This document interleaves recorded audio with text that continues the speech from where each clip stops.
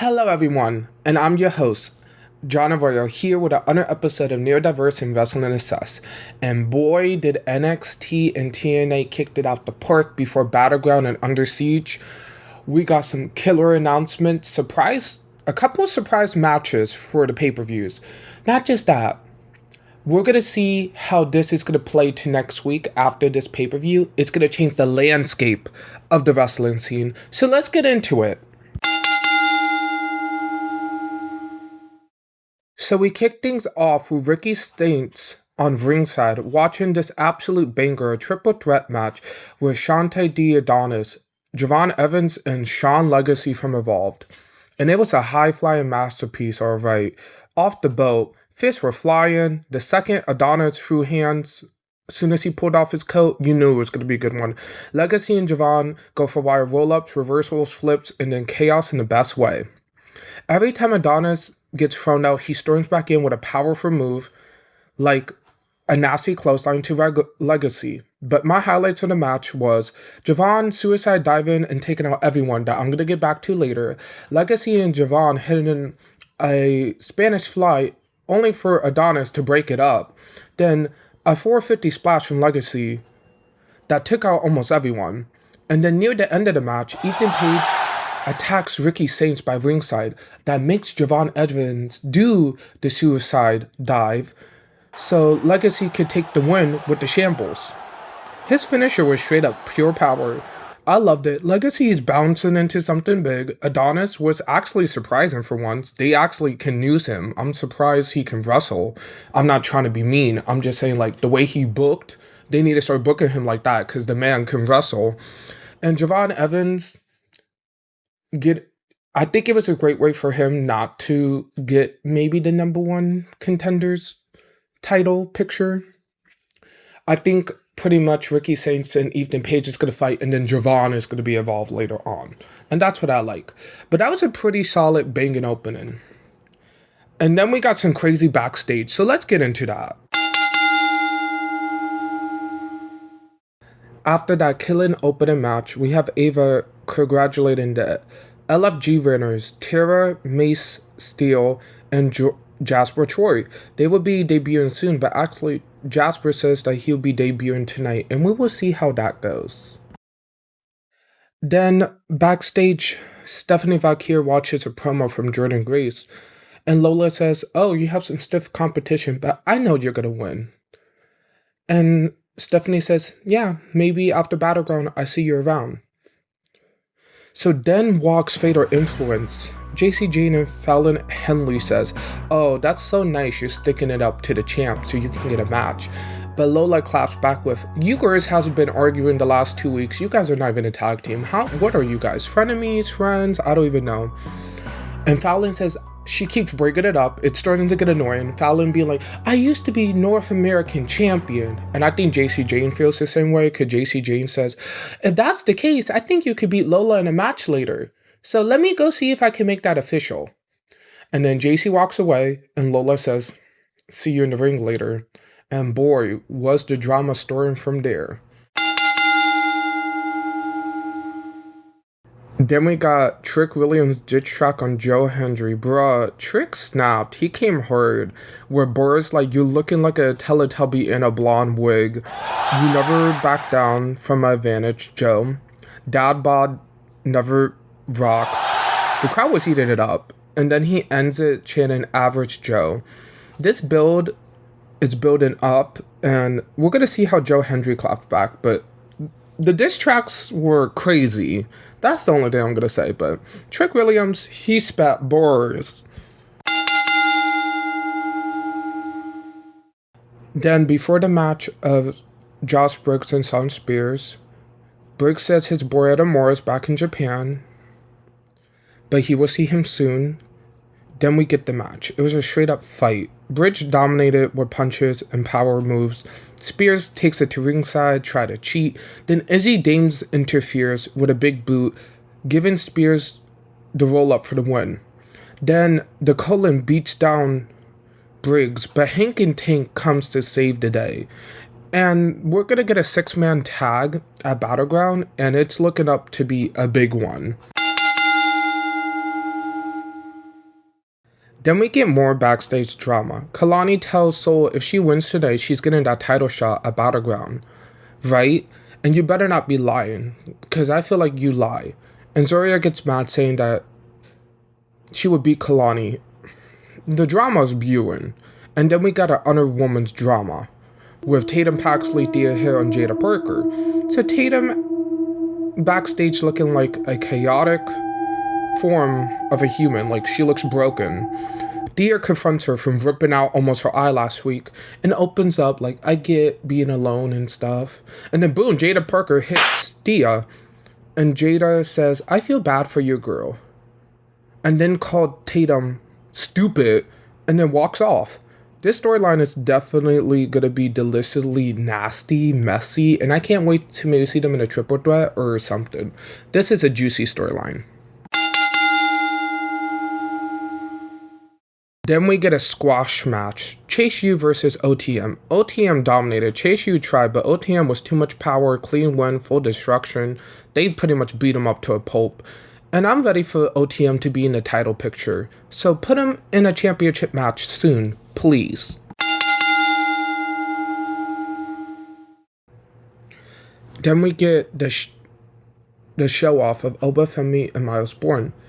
This show off was cinematic. Oba tells Miles, this ain't no Disney movie.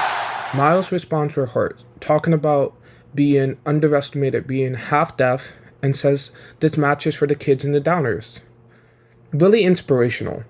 And you can really tell like they're pushing Miles, and I'm behind it. But then LFG Jasper attacks. He said he was going to make his debut, and he kind of made himself known. But Miles stops it. The tension is real when Miles hands back the title to Oba. I'm hyped for Battleground. Can Miles maybe dethrone Oba? We just have to wait to see. The fight from the triple threat match with Ethan Page and Ricky Starks leads into Ava's office. She tells both men, sit down, listen. You guys want to go back and forth, sneak attack each other. Ricky Saint said, I don't want this to happen, but I want a match against him because he keeps sneak attacking me. And Ethan says, well, I just love beating you up, Ricky. And Ava says, you know what? I'm done with both of you guys. Next week it's a match for the North American Championship. And both of you guys get the hell out of my office. Boy, we're getting a title match next week and we need to see who's going to be on top. Then we get the dawn of NXT. Tony D'Angelo telling Stacks that at Battleground, he's making his deathbed because he thought he was a family member. He thought that he was for the family, but trying to take his spot as the Don, it's going to make him sleeping with the fishes. Ooh, that was a good promo. Then we got the match of Lola Vice and Fallon Henley, and boy, was it spicy. Lola gave her full MMA background. Kicks, flips, submission holds, put in Fallon in multiple arm bars. Fallon was able to fight back a couple times, but the big spot was JC Jane tried to get involved. She bumps into Fallon, and Lola hits a spinning back fist for the win. And that leads both of the Fatal Influence girls arguing. But also in the match, JC Jane was kind of mocking Fallon. Oh, you said that you can beat her. You got it. You got it. I like this. I want to see. I feel like JC Jane deserves a title push.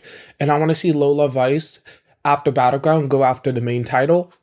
Like, these girls are ready to do more. And I just can't wait. Then we got some killer promos. First from the Dark Angel herself, Stephanie Vaquer.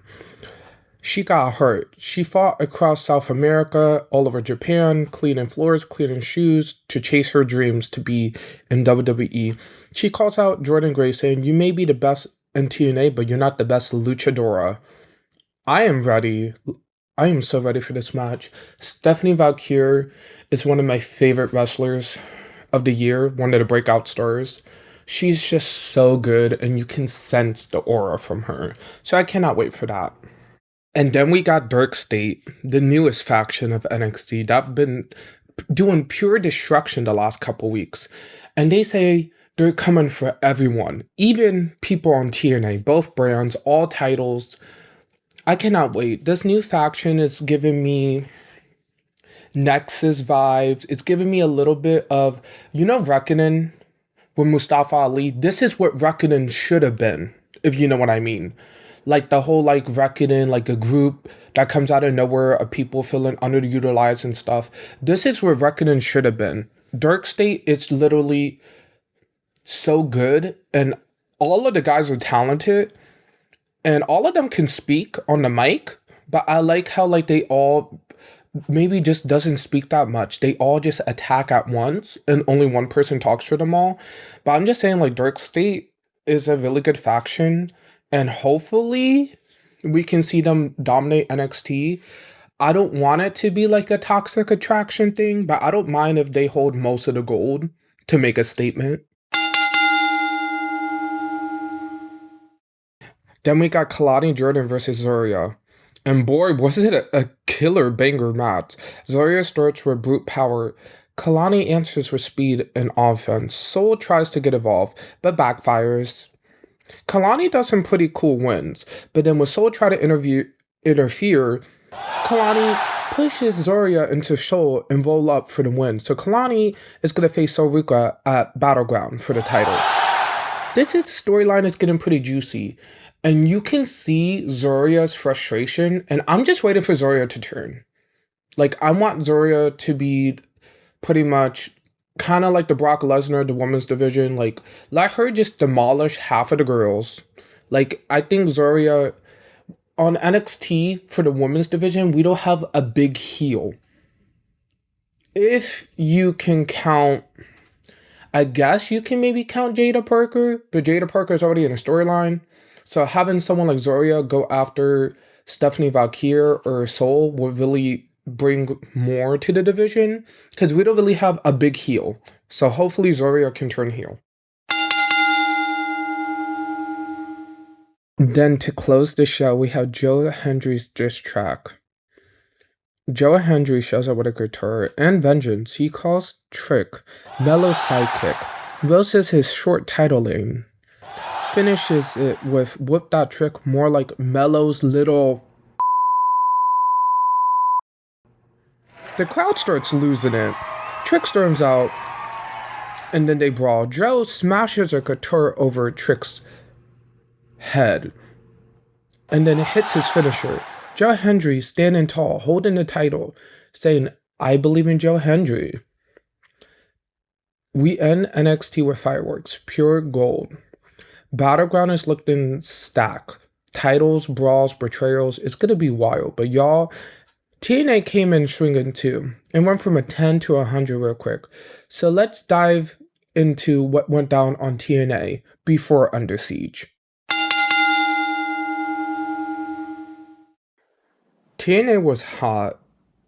Wrestling, storytelling, high antic matches, and chaos drama. It was packed with action. The build-up for Under Siege is crazy with some wild twists, so let's dive into it. We kicked things off with Mustafa Ali and Ace Austin. The match was pure speed, technical brilliance. Ace hits a sideways slam early, but gets a 1 count. Then comes a dropkick on the outside, allowing a backflip attempt, and then a kick. But Ali stunts it down with a nasty kick. Ali got aggressive, targeting Ace's leg, injured, and then locks him in a tree of woe, tries a dropkick but misses and lands awkwardly. Ouch. What? Ace tries a frog splash but misses. Ali hits a sharpshooter. Ace breaks out of it. Then things get wild. Ali uses steals as a human shield to distract Ace, to hit him in the ankle and then hit an ankle lock for the win. What? Ace is injured. Ali is truly unhinged. We were supposed to get a match with him, Ali and his group, and Ace and his squad. But now Ace is injured. So now we have to see who is going to replace Ace. This is going to be really interesting to see the outcome. Then we get a creepy promo from Rosemary. She talks about Zaya almost turning to the dark side last week and how she is choosing not to unleash it. But she finds a way to get to her. She attacks her friend Lei Ling, knocked out cold, and Rosemary promises that under siege, Zaya only have two choices: join the dark side or she would drag her into darkness. Ooh, that was just creepy.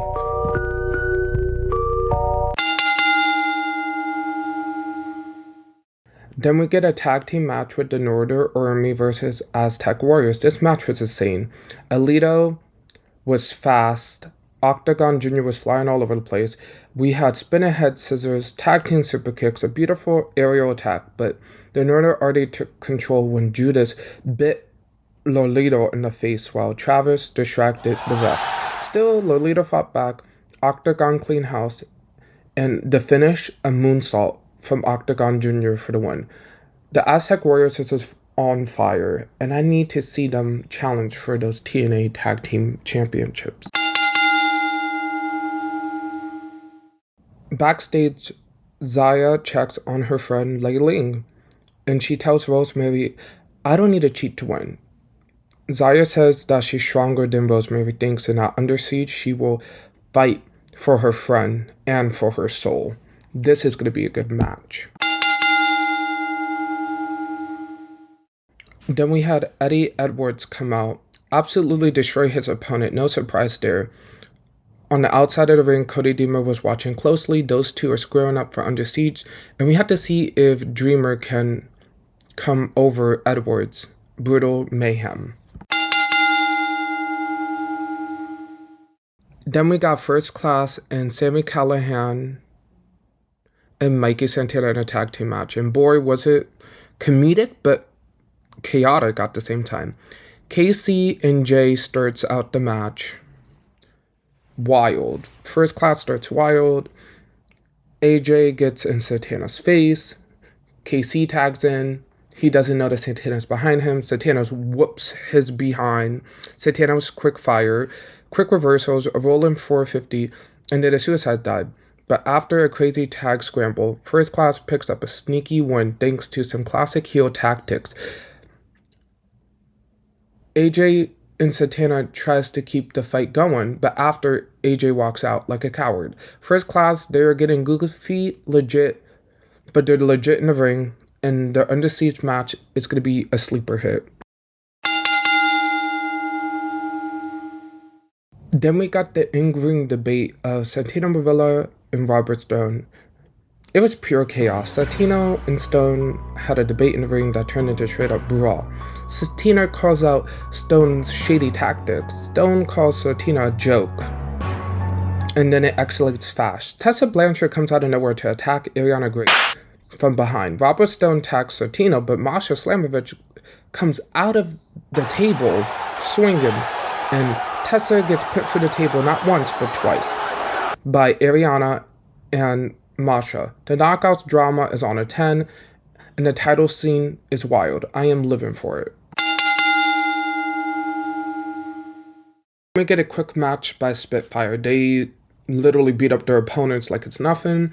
The Elegance brand tries to beat them up after, but fails. This tag team match is going to be wild. We get our main event match. Joe Hendry and Elijah versus Moose and Myers. It was a classic tag team NXT TNA brawl. Joe Hendry and Elijah won against Moose and Myers in a hard-hitting match. Joe and Elijah had great chemistry, even with the system interfering every turn. Eventually, Hendry broke through with power moves, tagging Elijah clean for the finish. A sick crossbody by Elijah, then a tombstone for the win.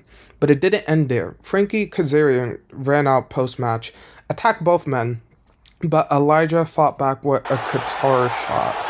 And Trick Williams watched all from ringside. The stage is set for Under Siege and it's wild. We got mystery, partners, chaos, personal vendettas, and high-flying madness. I'm hyped to see who rises and who falls. Like, we don't know what is going to happen. who is going to be the mystery partner that's going to help the Rascals and Indy Hartwell against Ali and his group? Will Zaya fall to the darkness or rise up against it? And will Joe Hendry be able to fight back and continue the fight for TNA? We just have to wait to see. Hopefully you guys like. Please like, comment, and subscribe, and I'll see you guys.